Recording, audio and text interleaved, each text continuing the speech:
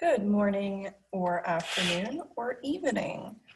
Um, these are going to be our recorded videos for those of you who may not be able to make it to Zoom meetings for whatever reason or choose not to.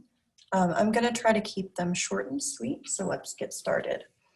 So in my class, I like to utilize a notebook because it keeps all the notes nice and organized in one neat place.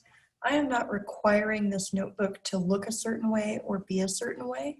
Just know that the one I use is college ruled. And so if you use wide ruled, you may not fit as much on a page as I do. And if you have a composition versus a spiral, it just changes the size of the page. So you can fit these notes in however you so please. I am not going to police that at all.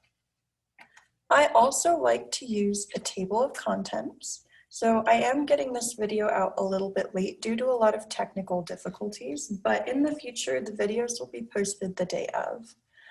So we're actually on day 4 of class, but I'm going to be talking about day 1. So the reason I like a table of contents is because you can see every single one of your notes all in one place. You can see it all on the same page. And for that reason, you're able to very quickly locate them, as opposed to having to flip through page after page to try to find what you're looking for. But again, this is an optional step. I can't force you to make a table of contents, and frankly, I won't. I just say it's a very helpful tool, and you can choose to use it. So on the first day, we went very nice and slow. I wanted to start reminding us of all of the different pieces of algebra that we may have forgotten through all of the summer and all of the other stuff that was going on. So I started off with some definitions. I had 4 definitions for today, just to get us understanding the words that would be used. So first off, we have a variable. That's a symbol, usually a letter, that represents an unknown or changing number. These are letters such as X, Y, Z, A, B, C, any letter of the alphabet, but sometimes certain math programs or applications use things aside from letters. But in this class, we should really only be seeing letters. Then we have an expression. This is a math phrase that has numbers, operation symbols, and or variables. So you can have an expression without a variable, and you can have an expression made up of only variables. There are many different ways for these to happen, but they're just a phrase, like a piece. They don't actually have much more going on with them. Then we have substitute. This is when you replace a variable with a value. So if you have an expression with a variable in it and you then replace that variable with a number, you are substituting. Lastly, we have evaluate. This is when you simplify an expression fully after substituting. So when you replace that x with a 5, you can then work all of the numbers down to one number, and that would be your final answer after evaluating. I like to define this word because it's used a lot in the directions of math. And when I was a student, I thought it just meant solve it. I didn't really understand the specifics of it. And I find that knowing that evaluate means that you're probably going to be substituting in and then simplifying helps me to have a direction to go in. So I gave some examples of each. For variables, I put all these letters, some dots to say it's the whole alphabet. And I also put a question mark because I've seen that used in the place of variables, especially before you're taught what a variable is. You know, x plus y, or not x plus y, 1 plus 2 equals question mark. Technically, that question mark is a variable that you can solve for, and you would find that it's 3. Then over here, I have some examples of expressions.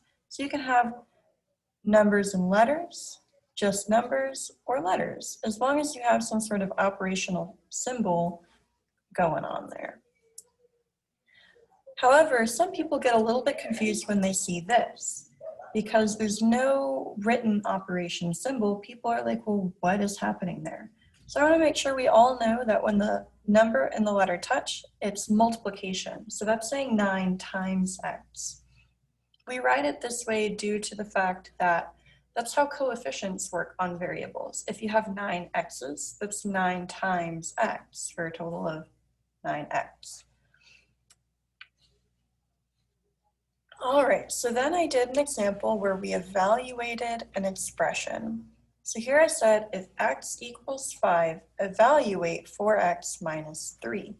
So because we defined evaluate, I know that I'm going to be substituting in for x and then simplifying. So my first step, I called start with given. I was given the expression 4x minus 3, and so that's what I'm going to start writing when I'm solving the problem. Then from there, I'm going to substitute. So if x equals 5, I'm going to replace the x with a 5. I like to just put it in a pair of parentheses. That way, I'm not changing anything about how the equation looks. I'm just kind of sticking that 5 in there, while also differentiating it from the 4. Because if I just wrote the 5 where x is, it would say 45, and that wouldn't be accurate because 4 times 5 is not 45. Then in my next step, I multiplied. So I'm just following the order of operations now because all I have left to work with is numbers. And I can multiply 4 and 5, and then I can subtract 20 and 3. So if you need a refresher on order of operations, there's tons of resources out there, and you can also check in the Schoology folder, Algebra Review Resources. All right. And then the very last thing I did for the day is I talked about simplifying an expression. So this is where you're just combining like terms, with like terms meaning they're both just numbers or they both have the same variable. For example, 5y and 10y both have a y in them, and you can combine those. However, 5y and 10x have different variables, so they are not like terms and you cannot combine them. So let's take 2 examples and start with the one on the right. So here I have 7 plus 3x minus 4. You'll see I underlined the 7 and the negative 4. That's because those two are my like terms. They're both constants, meaning that they're numbers without any variables attached to them. So just like a normal grade school math problem, I can do 7 minus 4 is 3 and simplify it. Essentially, this is the same thing as what's above, but it has less information to read through. You don't have a bunch of different numbers. Instead, you can represent them as one number. And then the 3x carries down because I can't combine that with the 3. I don't know what x is, and I can't combine it with a constant until I know what it is. Then on the other side, I had the flip situation where I had a 5y, a negative 2, and a positive y. And I underlined my y's because those are both the same letter, so I can combine them, and 5 plus 1 makes 6.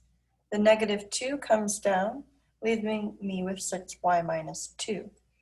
So hopefully that is a nice little refresher on some very basic algebra concepts, and I will see you tomorrow with some more, well, quote unquote tomorrow.